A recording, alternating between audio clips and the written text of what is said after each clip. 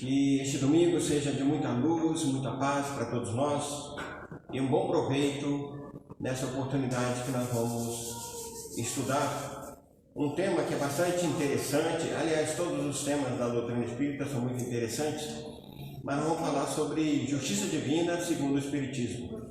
E é um tema que chama muita atenção porque é uma situação em que todos nós vivenciamos essas experiências e mais cedo ou mais tarde nós receberemos o quinhão que nos está reservado de acordo com as nossas obras.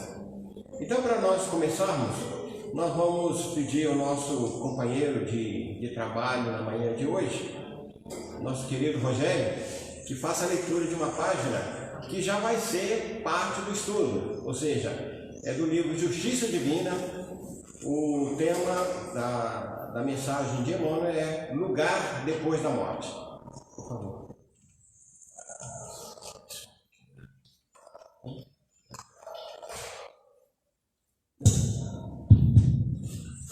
Bom dia a todos. Que o nosso Mestre Jesus nos envolva a todos nas suas vibrações de amor. Antes de fazer a leitura, a gente vai lembrar o que o nosso querido amigo sempre fala aqui com relação aos decretos do município, das autoridades, da ocupação dos locais, do espaço aqui, restrito, espaços separados, não sei se é 20% ou 50%, mas está respeitado o limite direitinho, tá? Cumprindo todas as regras, álcool, aferição da pressão, tudo conforme estabelecido pela lei. Temperatura, aliás, tudo conforme prescrito pela lei. Bom, sendo assim, a gente abre os trabalhos, desejando a todos um bom dia. A gente vai fazer a leitura da página do livro Justiça Divina, que foi ditado por Emmanuel a Chico Xavier. A página fala Lugar depois da morte e diz assim: muitas vezes perguntas na terra, para onde seguirás quando a morte venha a surgir? Anseias, de certo, a ilha do repouso ou o lar da união com aqueles que mais amas? Sonhas o acesso à felicidade, a maneira da criança que suspira pelo colo materno. Isso, porém, é fácil de conhecer. Toda pessoa humana é aprendiz na escola da evolução, sob o uniforme da carne, constrangida ao cumprimento de certas obrigações. Nos compromissos do plano familiar, nas responsabilidades da vida pública, no campo dos negócios materiais, na luta pelo próprio sustento. O dever, no entanto, é impositivo da educação que nos obriga a parecer o que ainda não somos para sermos, em liberdade, aquilo que realmente devemos ser. Não ouvides, assim, enobrecer e iluminar o tempo que te pertence. Não nos propomos nivelar homens e animais, contudo, numa comparação reconhecidamente incompleta, imaginemos seres outros da natureza trazidos ao regime do espírito encarnado na esfera física. O cavalo, atrelado ao carro, quando entregue ao descanso, pastagem onde se refocila na satisfação dos próprios impulsos. A serpente, presa para cooperar na fabricação de soro antiofídico, se for libertada, desliza para a toca, onde reconstituirá o próprio veneno. O corvo, detido para observações, quando solto, volve à imundície. A abelha, retida em observação de apicultura, ao desembaraçar-se, torna incontinente à colmeia e ao trabalho. A andorinha, engaiolada para estudo, tão logo se veja fora da grade, voa rumo à primavera. E aí ele finaliza com essa reflexão aqui para a gente. Se desejas saber quem és, observas o que pensas quando estás sem ninguém. E se queres conhecer o lugar que te espera depois da morte, examina o que fazes contigo mesmo nas horas livres. Muito bem. Essa mensagem, ela nos convida a uma profunda reflexão, porque ela sintetiza toda a doutrina dos Espíritos.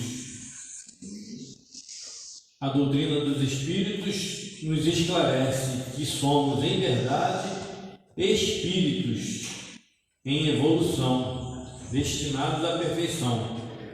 E a maneira de chegarmos a essa perfeição é pelas vias das reencarnações. Sendo espírito, Deus nos criou com o dom da perfeição que temos que desenvolver ao longo do tempo. Fomos criados simples e ignorantes, mas perfectíveis.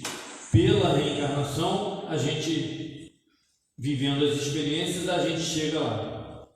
Diferentemente dos animais, que ele demonstra aqui, a gente adapta ele a determinadas funções a nosso benefício. Mas se a gente deixa ele em liberdade, ele volta instintivamente ao seu padrão de vida, à sua natureza. Então, nós outros, humanos, espíritos, conseguimos nos aperfeiçoar. Eles têm aquele padrão de vida de instinto, diferentemente da gente. A nossa natureza é espiritual. Nos é dado a possibilidade da encarnação num corpo físico para a gente desenvolver os nossos atributos intelectuais e morais. Então, nessa atmosfera de vida, de trânsito entre a vida material e espiritual, a gente fica suscetível à influência do meio e à influência dos que convivem conosco nas diversas camadas, pela diversidade da vida que se apresenta para a gente, pela diversidade de espíritos com quem a gente convive, em diversos estágios evolutivos, a gente sofre influências. Deus nos dá o livre-arbítrio para que a gente possa decidir o que a gente quer. Se a gente presta atenção no nosso objetivo, se a gente usa da nossa vontade, a gente supera essas dificuldades e segue adiante. Se a gente se acomoda, a gente estaciona e sofre a influência dos que estão na retaguarda. Então, que a gente possa prestar atenção nisso e usar a nossa inteligência a nosso favor para que a gente possa crescer e prestar atenção no que é certo, no que é errado, no que é bom, no que é mal e fazer boas escolhas. Então, meus irmãos, passamos a nossa oração da manhã, pedindo aos bondosos companheiros espirituais que nos tragam o lenitivo para as nossas dores, nos tragam o abraço fraterno para que nós possamos matar a saudade daqueles que partiram, nos tragam também o consolo e a fortaleza para continuarmos a nossa luta nesse planeta. Oremos então.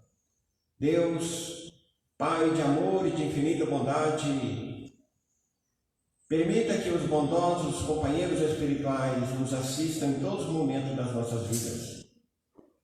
Alimenta as nossas esperanças, a nossa força, a coragem, mas sobretudo, abre o nosso discernimento para que possamos fazer boas escolhas e assim vivenciarmos experiências que nos tragam uma luz e um caminho mais plano no nosso futuro espiritual. Permita que essa casa se encha de luz, como sempre, e que ela possa espalhar luz aqui pela vizinhança, e que essa mesma luz possa alcançar os lares de todos aqueles que aqui frequentam. Nessa manhã, Senhor, nós nos pedimos para aqueles nossos companheiros que desencarnaram nesses últimos dias, muito especialmente um abraço fraterno ao nosso companheiro Ailton Reis, aos seus familiares, aos seus amigos, que todos possam encontrar o consolo, sabendo que temos um prazo nesse planeta e que pela vossa justiça, tema que nós iremos estudar na manhã de hoje, nós possamos compreender que tudo aquilo que faz é bom, é justo e é necessário para o nosso progresso espiritual. Obrigado, Jesus, que o nosso venerando companheiro espiritual, Dr. Bezerra de Menezes, possa nos abençoar a todos e nos fortalecer hoje e sempre, que assim seja. Muito bem, meus irmãos, então o nosso tema de hoje é Justiça Divina segundo o Espiritismo. E quando nós analisamos essas questões, nós precisamos separarmos, porque é um assunto muito amplo, muito vasto. Então, como nós temos pouco tempo para debatermos essa questão, nós vamos apenas tocar em alguns apontamentos, porque o progresso, o nosso desenvolvimento intelectual, o nosso avanço nos conhecimentos da justiça de Deus, ela se dá aos poucos, de acordo com o nosso aprimoramento e de acordo com a nossa vontade também. Então, meus irmãos, nós começamos lembrando que durante muitos séculos nós aprendemos que existe um Deus e que esse Deus, ele pune os culpados, ele pune aqueles que erram. Nós aprendemos isso ao longo do tempo, lembrando que existe a questão do castigo, né? E que Deus separava o céu para os bons e o inferno para os maus. E um detalhe que muito nos assustava, né? É que era um Deus até sem misericórdia, um Deus do olho por olho, dente por dente. Embora estejamos vivenciando experiência em pleno século XXI, ainda encontramos uma grande quantidade de companheiros que assim pensam e assim vivem, achando que após essa vida nós teríamos ou o céu para os bons ou o inferno para os ruins, para os maus. Mas lembramos, meus irmãos, que também nós aprendemos a questão do destino, que todos nós temos um destino já traçado por Deus. E quando a gente fala dessa questão do destino, muitos de nós, então, perdemos de vista a questão do livre-arbítrio. Porque Deus, com a sua infinita bondade, nos deu a cada um, e de acordo com a nossa evolução, de acordo com a escala evolutiva em que nos encontramos, mais ou menos liberdade de agir. Então, quando nós sentimos nessa situação de entender que o destino é uma coisa que somos nós que fazemos. Aí nós vamos buscar no livro A Vida Continua, do nosso querido André Luiz, uma frase que encerra muito bem essa questão. Dizendo assim: o destino é a soma de nossos próprios atos com resultados certos. Devemos sempre a nós mesmos as situações em que nos enquadra a existência, porquanto recolhemos da vida exatamente o que lhe damos de nós. Essa é uma frase do instrutor Ribas, que está contida no livro E a Vida Continua, que é um livro que nós aconselhamos que todos devam ler, porque todos nós passaremos para o outro lado, todos nós. E quando a gente lê esse livro, a gente tem algumas certezas a mais para nós podermos pautar as nossas vidas, né? Muitas pessoas também, meus irmãos, ainda acreditam que os chamados desastres naturais, né? As doenças, as epidemias, são tudo isso aí visto como castigo de Deus. Quantas vezes nós já ouvimos durante esse período da pandemia que Deus está castigando a humanidade com essa doença? Mas quando nós aprendemos que Deus não é um elemento de castigo, Deus não tem um tacão para castigar um de seus filhos. O próprio Jesus, num determinado momento, quando ele pergunta, né? Vós que sois pais, não dá um pão, não dá uma pedra ao filho que pede pão. Não lhe dá uma serpente ao filho que pede peixe.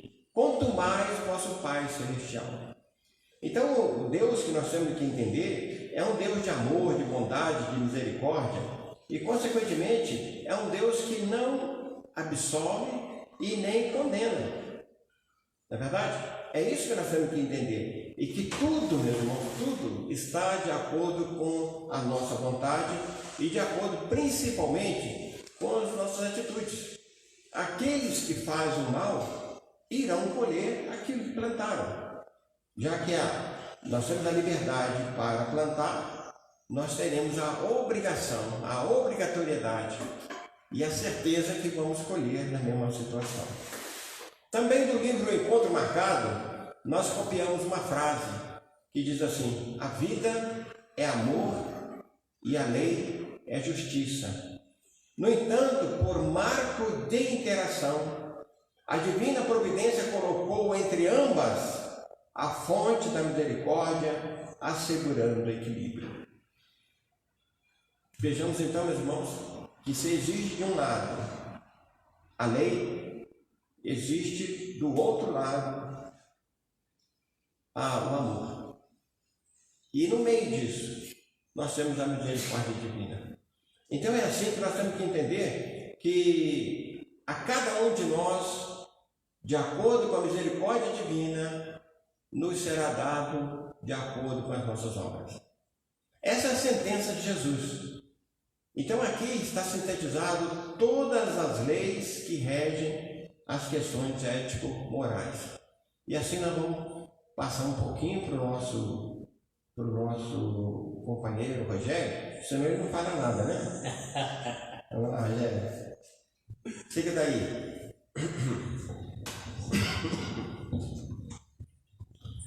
Aí, baseado nessas reflexões do companheiro, a gente segue aqui fazendo alguns questionamentos, né? Procurando saber de que maneira essa justiça se estabelece, que mecanismo coordena essa distribuição com justiça. São questões para a gente analisar, questões para a gente refletir. E segundo o que a gente estuda na doutrina dos Espíritos, segundo o que a gente refletiu aqui na página de introdução, a gente relembra a nossa origem. que somos espíritos, que a vinda ao corpo físico é uma atividade necessária ao desenvolvimento dos nossos dons. Deus nos colocou todo o conhecimento, tudo em germe, a gente precisa desenvolver. E a gente relembra por comparação, a gente sabe, a doutrina dos Espíritos nos fala que nós somos, que o mundo material é reflexo do mundo espiritual, que é um mundo primitivo e eterno que subsiste. A matéria se modifica, o mundo espiritual não. Então, quando a gente vem no corpo físico, nós em espírito diminuímos o nosso padrão vibratório, nos submetemos à matéria, e como o corpo está em formação, fica totalmente embotado o nosso raciocínio. E a gente vai desenvolvendo o raciocínio à medida que o nosso corpo vai se desenvolvendo. Então, a criança não consegue raciocinar como o adulto, o entendimento dele é limitado. Assim, nós, na matéria, em relação ao espírito, temos um entendimento também embotado.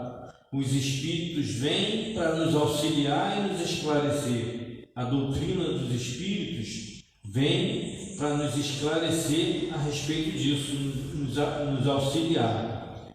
Nós temos a influência de espíritos bons e espíritos imperfeitos como nós. Os espíritos bons vêm nos favorecer, nos incentivando a prática do bem para que a gente avance e se liberte dessa influência.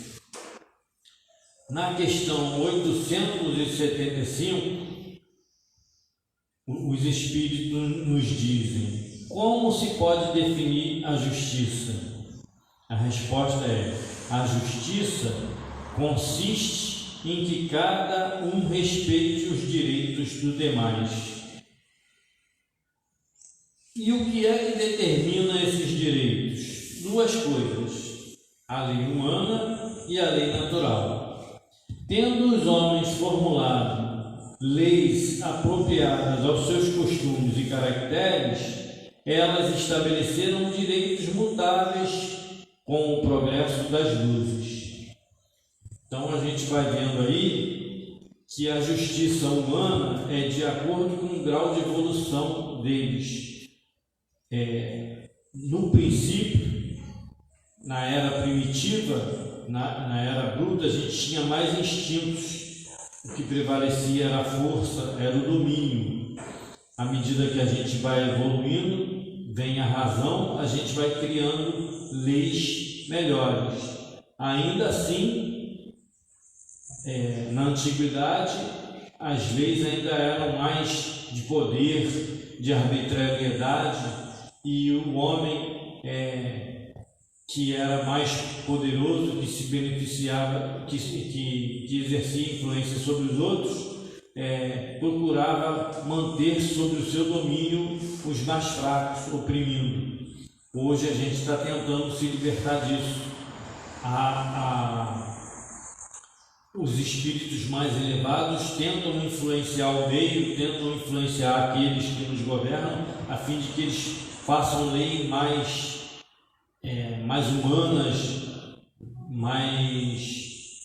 mais de acordo com o grau de entendimento de todos, que favoreça a todos, que não beneficie só um grupo restrito, né? Então a gente procura buscar aí, nortear a nossa vida aí, que a gente possa então se beneficiar disso, possa meditar nisso, para que a gente possa agir com os nossos semelhantes como a gente gostaria que agissem com a gente. Então, meus irmãos, a gente vai aprendendo que tudo evolui no planeta, né? Então, se nós voltarmos, não vamos voltar muito não, há 200 anos atrás, nós tínhamos leis que eram muito tacanhas, né? Era muito a questão do poder, da força. Então, aquele que detinha o poder financeiro, o poder monetário, aquele que tinha o poder político, aquele que detinha também a força, então sempre foram os mandantes desse planeta. Mas isso vai mudando. Hoje nós temos muito dos tribunais, tanto nos municípios, nos melhores lugares, sempre nós vamos encontrar o poder já distribuído de tal maneira que a lei ela se faça para todos. Claro que ainda temos muita dificuldade, né? Então, por exemplo, quem tem muito dinheiro pode pagar os melhores advogados, não é verdade? Quem tem o dinheiro pode muitas vezes corromper as autoridades, porque isso aí faz parte ainda do movimento de acomodação que o planeta está passando. Mas dia virá, meus irmãos, que isso não acontecerá mais, onde a justiça se fará. Quando o próprio Jesus lá atrás nos disse, né? Bem-aventurado aqueles que têm fome e sede de justiça. A justiça muitas vezes não é feita enquanto nós estamos aqui no planeta Terra. Deus não tem pressa.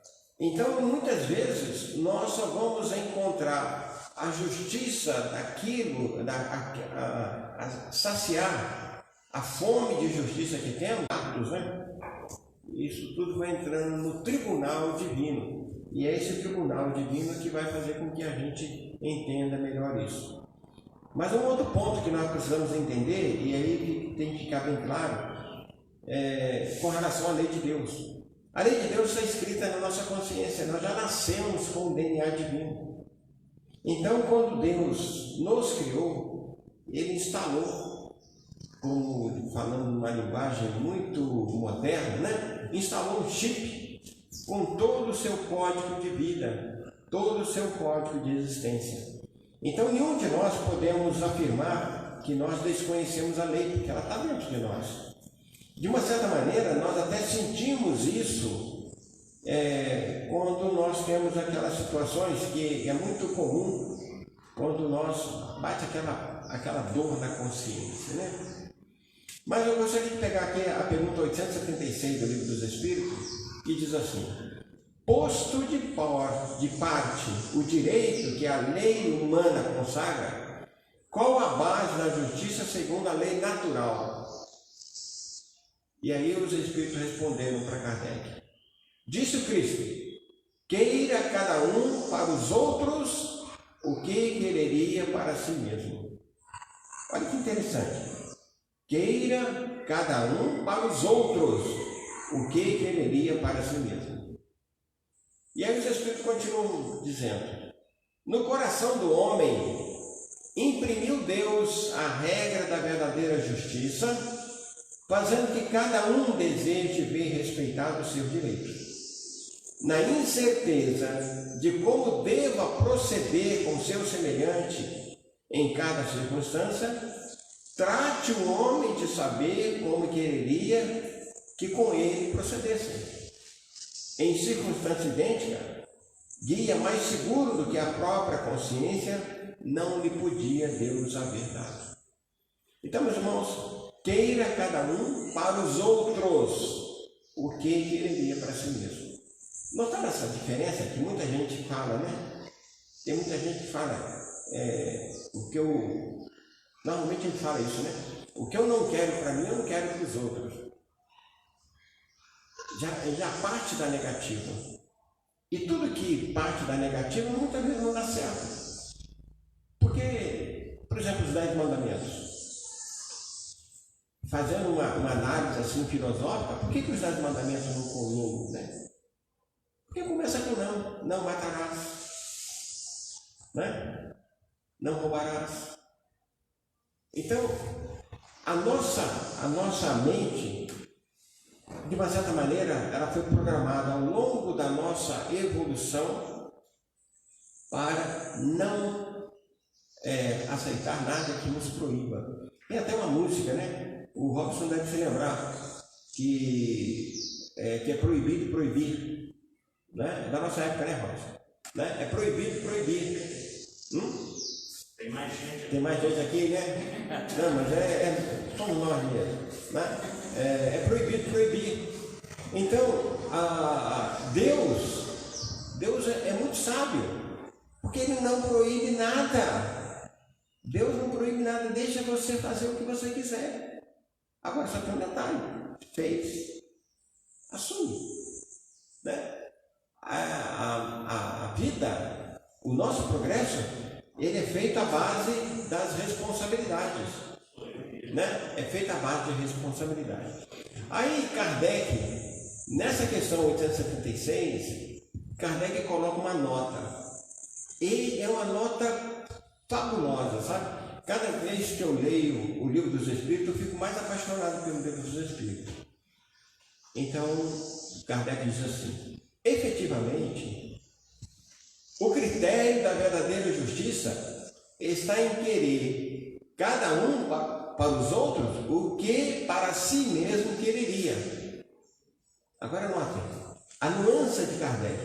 E não em querer para si o que quereria para os outros.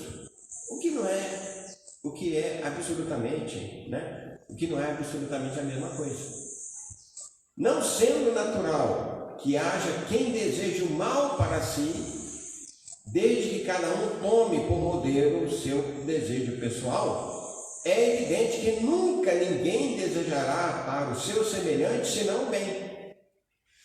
Em todos os tempos e sob o império de todas as crenças, sempre o homem se esforçou para que prevalecesse o seu direito pessoal. E aí ele encerra com essa frase magistral: a sublimidade da religião cristã está em que ela tomou o direito pessoal por base do direito ao próximo. Então, meus irmãos, quando nós pararmos com o nosso egoísmo, com o nosso orgulho, com a nossa vaidade, e nós queremos para os outros aquilo que nós estamos querendo para nós, e não o contrário, né? Em querer para nós o que queremos para os outros. Não, é querer para os outros em primeiro lugar. Quando nós assim entendermos, nós vamos ter essa grande oportunidade de observar todo esse detalhe. Permitir aqui que o Rogério nos fale sobre crime e castigo.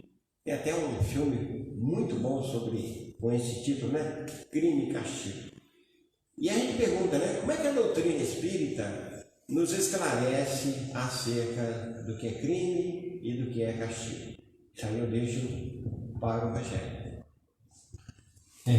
Aí a doutrina dos espíritos, os espíritos nos esclarecem que, na verdade, não há castigo, né? Deus não castiga. O que há é a responsabilidade dos atos cometidos. Nós temos o nosso livre-arbítrio. À medida que a gente vai se desenvolvendo intelectual e moralmente, vai percebendo o que é certo e o que é errado, o que está de acordo com as leis de Deus. E se nós temos o nosso livre-arbítrio, nós podemos fazer isso ou aquilo, mas tudo tem uma consequência. E a gente é responsável por essa consequência. E a gente fica responsável por reharmonizar aquilo que a gente desarmonizou, consertar, né? Na nossa vida material, no nosso dia a dia, no nosso trabalho, no nosso sustento, nós temos atividades a desempenhar. E se o trabalho não fica num padrão adequado, a gente tem que refazer o trabalho. Assim também, na nossa vida de espíritos encarnados, aquilo que a gente faz que desequilibra o coletivo, a gente tem que tomar providências para reequilibrar de novo. Então, na verdade, não é castigo. O que faz a gente imaginar que seja castigo é o nosso ego, o nosso egoísmo. É quando a gente pensa só na gente, só no nosso bem-estar.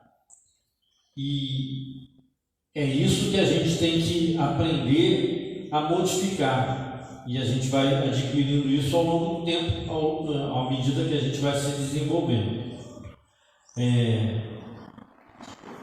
Jesus nos diz, e João colocou no Evangelho, no capítulo 6, versículo 39, nenhuma das minhas ovelhas se perderá, demonstrando justamente aí que nas nossas atitudes haverá sempre a oportunidade da gente corrigir os nossos atos, mas que a gente não vai estar condenado a uma pena eterna, como a gente aprendeu no passado. No Livro dos Espíritos, na questão 259, nós temos: do fato de pertencer ao espírito a escolha do gênero de provas que deva sofrer, seguir-se-á que todas as tribulações que experimentamos na vida nós as previmos e buscamos? E aí eles respondem para a gente. Não peguei a resposta. Não? Aí você que vai comentar. Tá querendo dar moleza, né? Nada disso, vamos lá. Você conhece bem. É interessante, só um adendo aqui, né? Na pergunta, nesse conjunto de perguntas, né? Quando nós falamos acerca da escolha das nossas provas, mas não somos nós que escolhemos. Nós que escolhemos nascer homem ou mulher, nós que escolhemos nascer bonito ou feio, nós que escolhemos nascer sadio ou doente, nós que escolhemos nascer rico ou pobre.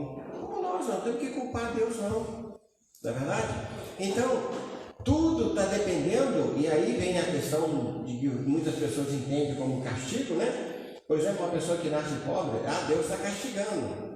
E até mesmo alguns companheiros espíritas que costumam dizer assim, é porque foi rico, muito rico em encarnação passada, não soube utilizar o dinheiro e agora nasceu pobre, nasceu paupérrimo, nasceu miserável, né? Muitas vezes nós pensamos assim, mas lembrando, como o Rogério falou, né? Deus não castiga, nós apenas estamos escolhendo de acordo com as nossas, de acordo com as nossas necessidades de colher, né? Mas a gente entende também, meu irmão, que cada um de nós, de acordo com as nossas necessidades, Deus nos dá um quantum de livre-arbítrio. Então essa quantidade de livre-arbítrio é que vai nos possibilitar a escolha das provas e a escolha das expiações. Mas lembrando, Deus não coloca fardos pesados em ombros frágeis.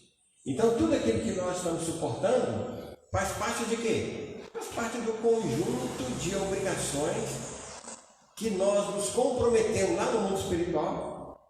Deus nos ofereceu um corpo e nos dá então a oportunidade de vivenciar tudo isso aqui na Terra, né? Nós estamos falando muito da justiça divina, mas vamos falar um pouquinho da justiça humana? Vamos voltar a essa questão que eu acho muito importante. Como é que funciona então essa justiça humana?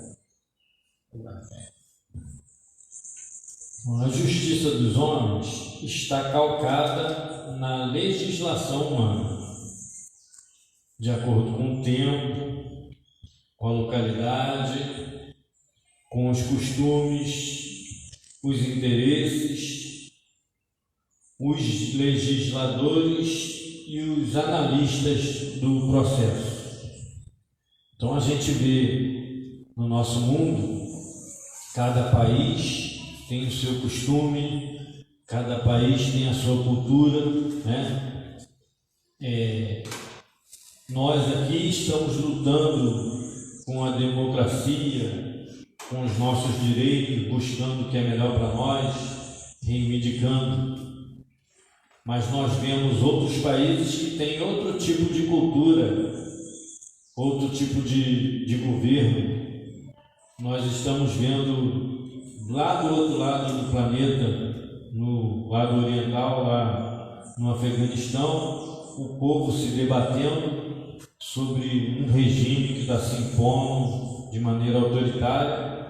e o desespero das pessoas largando tudo para trás, casa, tudo, saindo com a roupa do corpo, sem saber nem para onde vai, de desespero do momento que se encontra pela imposição da arbitrariedade, por estarem tirando deles o que eles têm, que é a sua liberdade, o seu livre-arbítrio, né? De escolher como quer viver, o que fazer.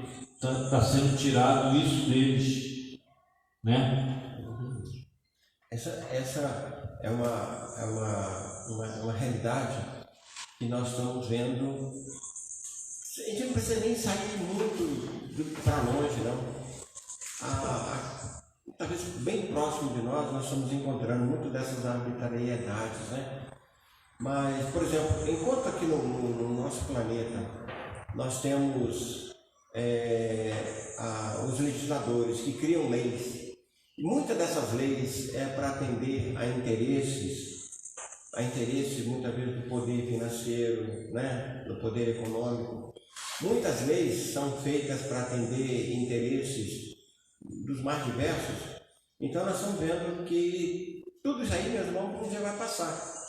Quando a lei humana for se aproximando da lei divina, nós vamos perder de vista essas arbitrariedades, essas situações todas lamentáveis pelas quais nós estamos vivenciando ainda hoje. Mas nós chegaremos lá, viu? Talvez nas próximas encarnações ainda não, mas nós com certeza nós estaremos mais adiante, né? Nós vamos ver isso. Essa semana foi veiculada algumas notícias que chegaram até nós pela mídia digital e também pelo noticiário da TV.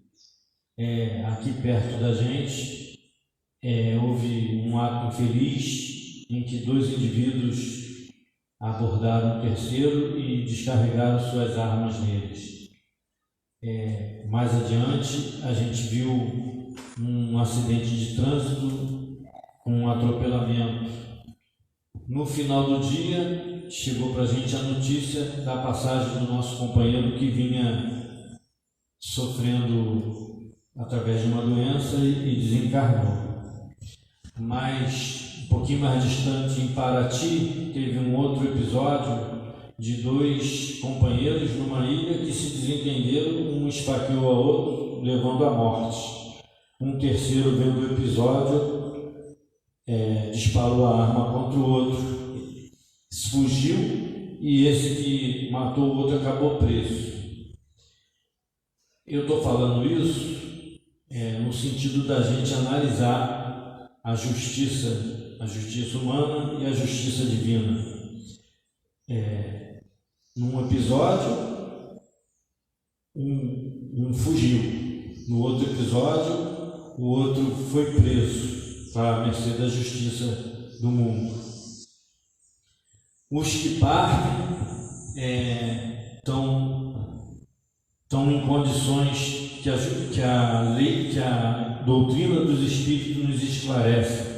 Essa morte violenta, onde o sujeito é assassinado, perde o corpo físico de maneira violenta, fica de uma maneira confusa no mundo espiritual, sem saber o que aconteceu por um determinado tempo. Vai precisar de socorro e de assistência para se perceber como um espírito desencarnado. Queira Deus que não guardem mágoa ou rancor, para que a sua vida espiritual tenha curso de ascensão e não se detenha naquele estágio de vingança, de sofrimento. É isso que eu quero colocar com essas notícias, e que o nosso companheiro vai falar da justiça humana, e depois a gente vai chegar na justiça divina.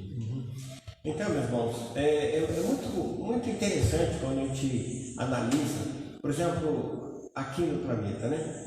Nós temos um julgamento. E desse julgamento muitas vezes derivam uma série de recursos. E aí o juiz vai e estabelece as penas. tem a duração da pena. Algumas vezes nós vemos aí, por exemplo, um indivíduo sendo condenado a 500 anos de prisão. Então, quer dizer, ele teria que reencarnar pelo menos mais umas 3 ou 4 vezes, né, para poder cumprir essa pena. São os absurdos que a gente encontra na nossa legislação humana, que ela quer forçar uma situação que não tem nem pé nem cabeça, não é verdade? Mas também temos na legislação humana a chamada prescrição das penas.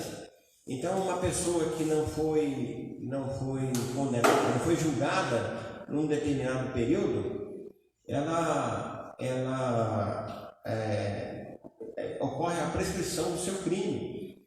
Então, por exemplo, eu me lembro muito bem de um amigo de infância, né? O pai assassinou uma determinada pessoa e teve que fugir. E acabou ficando 20 anos desaparecido, longe da família, quando muito trocava umas cartas, porque ninguém podia saber onde ele estava, porque senão ele poderia ser preso. E aí, quando passou esse período da chamada prescrição da pena, que hoje parece que a lei, o Código Penal diminuiu não, acabou com isso, né? Hoje o indivíduo pode ser preso a qualquer momento, se não me engano, se não me falha a memória isso. Mas vamos lá.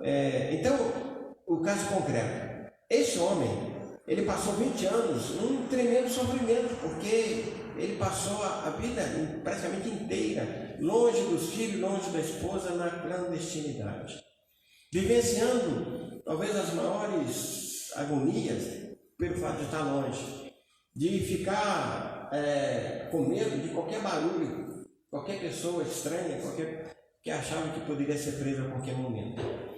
E ele teve a oportunidade de uma vez conversando com ele, depois disso tudo, ele falou o seguinte, que talvez tivesse sido melhor ele ter sido preso, ter sido julgado, ter sido condenado, ter sido passado o tempo dele na prisão, qualquer que fosse, porque provavelmente ele teria a chamada progressão da pena.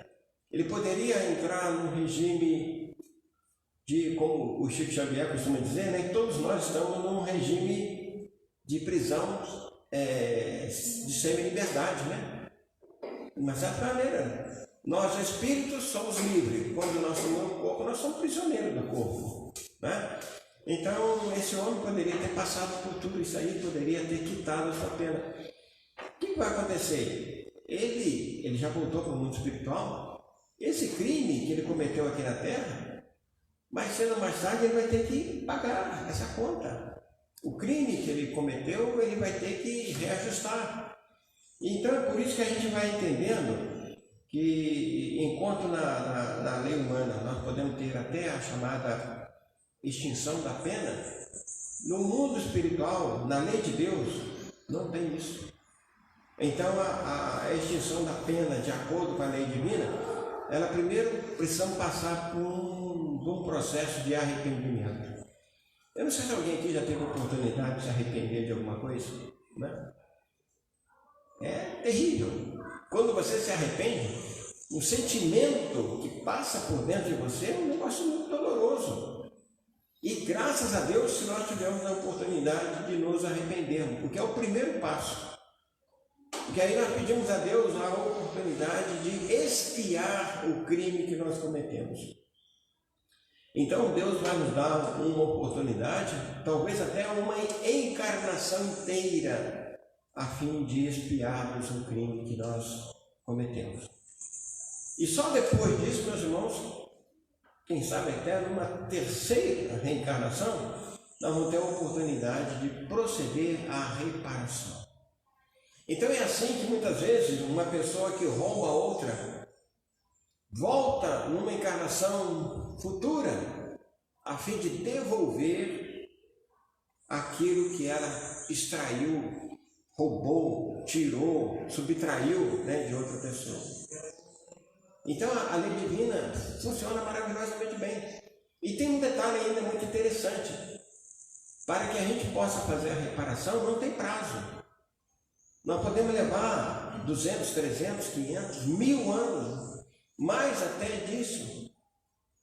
a fim de que a justiça de Deus se faça presente. Quando nós, então, entendermos que é isso que vai acontecer, né?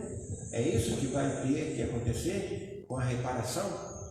Aí eu me lembro do que aconteceu com Silas. Todo mundo que lê as obras de André Luiz vê esse personagem lá nos livros. Silas já era um espírito trabalhador, sabe? Envolvido na ajuda de todos aqueles pacientes do nosso lar, trabalhando arduamente, levando, trazendo, orientando e tal. Chega um determinado momento que Silas começa a se preocupar. Poxa vida, por que eu não cresço? Por que eu estou sempre nesse trabalho? E aí ele foi questionar os mentores espirituais maiores, né? Para saber por que ele não tinha uma progressão. Aí os espíritos vão lá, vamos analisar, levar ele para uma sala e foi projetada as suas vidas pregressas. E numa dessas vidas, ele aparecia como um jovem, filho de um homem muito rico, que ficou viúvo. E esse homem resolve se casar novamente. E aí o que acontece? Ele, não querendo dividir a herança que ele receberia, ele provoca a morte dessa jovem, que seria a madrasta dele. Ele envenena a madrasta. O tempo passou.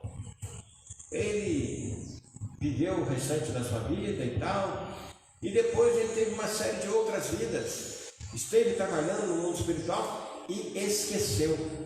Esse é o nosso grande problema. Alguém disse uma vez que o maior crime é o esquecimento. O maior crime que nós podemos cometer é o esquecimento. E aí, esse fulano, esse rapaz, né, daquela época, que cometeu o crime, está agora no mundo espiritual trabalhando arduamente com o nome de Silas. E aí vai dar uma oportunidade para ele. Só tem um detalhe, ele tem que encontrar essa jovem. E aí ele começa a procurar nas regiões espirituais lá, onde estaria ela, e não encontra. Aí alguém pergunta para o André Luiz, pergunta, né? Mas por que os espíritos sabem onde ela está? Mas por que não falam para ele? Porque é a obrigação dele. A dívida é dele. Então é ele que tem que buscar. Por isso que Jesus nos apresenta aquele argumento maravilhoso lá atrás, dizendo que nós devemos fazer as pazes com os nossos adversários enquanto estamos a caminho com ele. Esse estar a caminho significa enquanto nós estamos vendo, estamos podendo encontrar, podendo falar, porque daqui a pouco, meus irmãos, vai ficar difícil. Quando nós voltarmos para o mundo espiritual, cada um vai procurar o seu canto. Lembra aí da mensagem que o Rogério leu no começo? Né? O cavalo vai buscar a relva. A abelha vai voltar para a colmeia. Cada um de nós vamos voltar para a nossa região, apropriada para o nosso desenvolvimento, né? Então é assim que a gente tem que entender que a lei de Deus, escrita na nossa consciência, lembrar, meus irmãos, que se a semeadura é livre, a colheita é obrigatória, né? E aí muitas vezes nós nos perguntamos como é que nós podemos conhecer todas essas leis. E aí quem vai dar a dica para a gente vai ser o nosso querido Rogério. A lei de Deus está escrita na nossa consciência, né? E a semeadura é livre, mas a colheita é obrigatória. Como nós podemos conhecer essas leis? Aprendendo a reservar um tempo para ouvir a nossa consciência, olharmos para dentro de nós. O corpo fala, né? Como nós agimos quando o outro faz o mesmo. E a doutrina dos Espíritos também nos socorre nesse sentido. E relembrando aqui a questão 872, não dá para ler porque ela é longa, mas fica o convite, já que a palestra tem o intuito de que a gente tenha recurso para a gente estudar e se aperfeiçoar, fica o convite para que vocês releiam isso em casa, a questão 872, que trata do resumo teórico móvel das ações humanas, que fala justamente de nós espírito, escolhendo as nossas provas e como a gente age quando estamos encarnados, o livre-arbítrio que a gente tem, a interação com a influência do nosso passado, com a influência dos nossos semelhantes, mas mantendo sempre o livre-arbítrio e fazendo uso da nossa vontade para ceder ou resistir às tentações do meio. Isso. Então, só para dar uma palazinha para que vocês possam pegar lá 872 do Livro dos Espíritos, é resumo teórico do móvel das ações humanas. É um texto que é uma verdadeira peça, uma tese. Kardec diz assim: a questão do livre-arbítrio se pode resumir assim: o homem não é fatalmente levado ao mal. Os atos que pratica não foram previamente determinados. Os crimes que comete não resultam de uma sentença do destino. Lembra que nós comentamos, né? Não temos nada destinado. Nós que fazemos o nosso destino. Ele pode, por provas e por expiações, escolher uma existência em que seja arrastado ao crime, quer pelo meio em que se ache colocado, quer pelas circunstâncias que sobrevenham. Mas será sempre livre de agir e não agir. Assim, o livre-arbítrio existe para ele quando em estado de espírito, ao fazer a escolha das existências e das provas, e como encarnado, na faculdade de ceder ou resistir aos arrastamentos de todos nós temos voluntariamente submetido. Então, meus irmãos, é só uma préviazinha daquilo que vocês vão encontrar na pergunta 872, que vale a pena ser analisado, ser estudado, ser bastante visto, né? Então, para que a gente possa encerrar, vamos lembrar aqui, meus irmãos, que nós precisamos buscar agir, ajustar todos os nossos atos da nossa vida de acordo com a nossa consciência. Que a nossa consciência fala. São dores do corpo que nós sentimos quando nós cometemos alguma coisa errada. Então a consciência é um guia infalível, conforme diz Kardec. Então é nela está escrita a lei de Deus, conforme está escrito na pergunta 621 do Livro dos Espíritos. Então, em resumo, nós poderíamos dizer que se nós queremos acertar, vamos fazer para o outro aquilo que nós queremos que nos faça. Não é o contrário, né? Não é não fazer, é fazer ao outro aquilo que nós queremos que nos seja feito. Então, de acordo com o nosso livre-arbítrio, nós, com certeza, como nós vimos aqui na pergunta 872, né? Nós vamos prolongar ou vamos abreviar os nossos sofrimentos. A escolha é nossa também, né? De qualquer maneira, nós faremos sempre certo. Se hoje sofremos as consequências de atos infelizes praticados, basta colher os resultados, sem nos queixarmos da sorte e agirmos com uma conduta ético-moral condizente com o resultado que desejamos obter. É assim, meus irmãos, que nós agradecemos da nossa parte a Deus. E o Rogério, as suas últimas considerações. Então, pelo que a gente aprende da doutrina dos Espíritos e pelo grau de maturidade que a gente vai adquirindo a partir de agora, começa a estar na hora da gente deixar de lado aquele jeitinho de ficar se lamuriando das dificuldades que a gente vive e arregaçar as mangas e trabalhar para que a gente possa melhorar a nossa situação com os nossos esforços, na certeza que Deus nunca nos desampara, na certeza de que os bons espíritos sempre nos orientam e nos inspiram boas atitudes, boas ideias, e que a gente é capaz de resistir à influência do meio e daqueles que ainda estão na retaguarda, se comprazendo ainda no vício e na ignorância. Então, que a gente possa usar o que nós temos, que Deus nos deu, que é a nossa liberdade de ação, a nossa inteligência e a vontade realmente de viver e de agir, tá? Que a gente possa usar esses elementos em nosso favor. Obrigado, meus irmãos, muita paz para todos, obrigado pela oportunidade.